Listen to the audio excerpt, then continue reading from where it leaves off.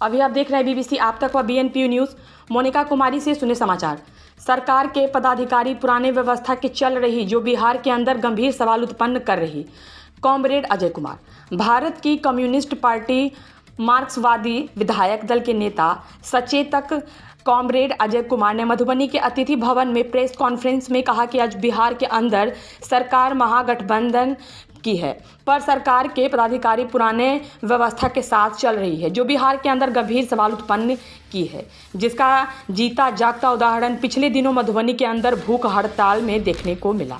मधुबनी जिले में लाल झंडों का गढ़ रहा बिहार में वाम जनवादी आंदोलन को आगे बढ़ाने की ज़रूरत है, जिसमें वामपंथी विचार के लोग सांप्रदायिकता से मुकाबले कर सकती है। बिहार सहित मधुबनी में लोगों को रोजगार से जोड़ने की ज़रूरत है। भारत सरकार कॉरपोरेटिव घरानों के आगे घुटने टेक दी है। जनता के पसीने की कमाई को मुट्ठी भर उद्योगपतियों के बीच बंटवारा कर रहे हैं। लाखों करोड़ों रुपए उद्योगपतियों को मुफ्त में दी जा रही है। आज SBI, LIC सहित सभी बैंकों को बचाने की ज़रूरत है। औने पौने में सार्वजनिक क्षेत्र में के उपक्रमों को बेचा जा रहा है। संवाददाता सम्मेलन को संबोधित करते हुए पार्टी राज्य सचिव कॉमरेड ललन चौधरी ने बताया कि किसानों की आय तो दुगुनी नहीं हुई, उल्टे उनकी हालत बदहाल हो गई। खाद बीज की कमी, कृषि उत्थान के खरीद की समुचित व्यवस्था का अभाव, ऊपर से बजट में कृषि मनरेगा में कटौती उदाहरण है। जनता का ध्यान भटकाने के लिए सांप्रदायिक उन्माद पैदा किया जा रहा है।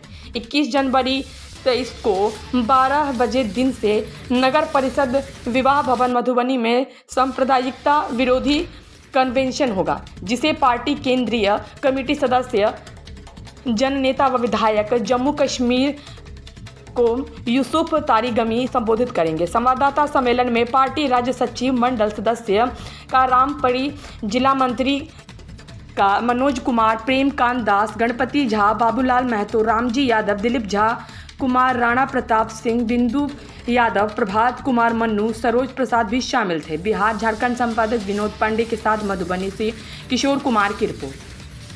जो बिहार में जो गरीबों का सवाल है, जो लैंड क्वेश्चन हमारे विधायक दल के नेता ने कहा 1970 को जब केबी साहब बिहार के उस वक्त राजस्व मंत्री थे, तो सर्वसम्मत से उस वक्त की जनसंघ पार्टी ने भी इसका समर्थन किया था।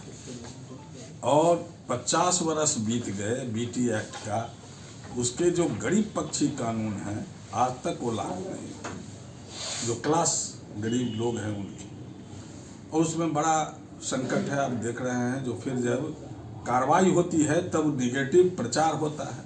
हमारा कहना है जो 50 वर्ष पहले जो कानून बना, अगर जिसने लागू नहीं किया दोषी कौन है? जो एग्जीक्यूट नहीं किया, जिन्हें सीलिंग कानून नहीं लागू किया, बटाई का कानून नहीं लागू किया, न्यूनतम मजदूरी का कानून नहीं लागू किया, जलकर और हाट बाजार का कानून नहीं लागू किया, तो ये तमाम बातें गरीबों के पक्ष में।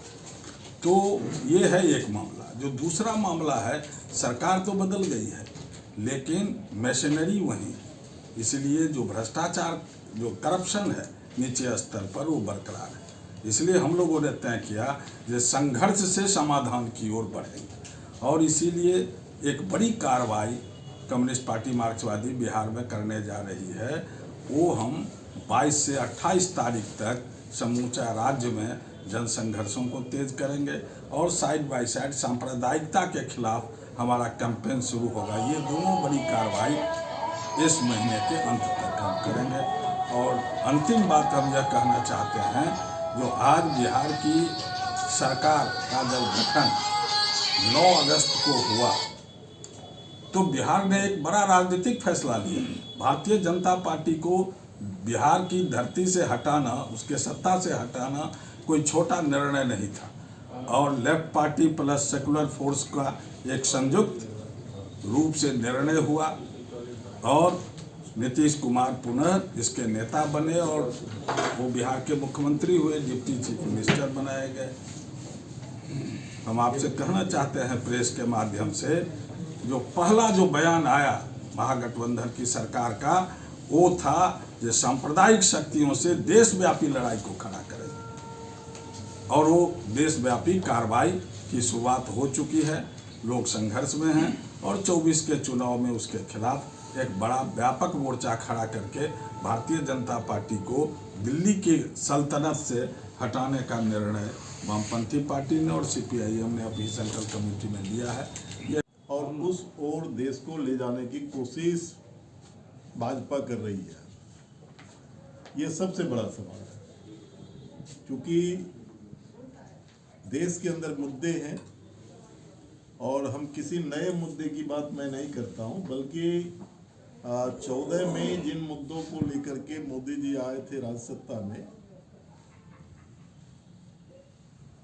2-3 किसान से भी वादा किया था, उनके स्वामीनाथन अनुशंसा के आधार पर उनके फसल का दाम, मजदूरों से भी वादा किया था कि आपके लिए अच्छे दिन लाएंगे, नौजवान से भी वादा किया था कि 2-2 करोड़ प्रत्येक वर्ष हम नौकरी देंगे, और जो गरीब हैं उनके लिए अच्छे दिन का वादा किया था।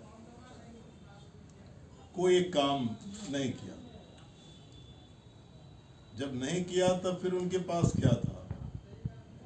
तो उनके पास तो सिर्फ है हिंदुस्तान, पाकिस्तान, हिंदू और मुसलमान। अब 2000 का जो है ये हुआ 24 में अब चुनाव होना है, तो अब फिर उनके पास कोई मुद्दे नहीं है।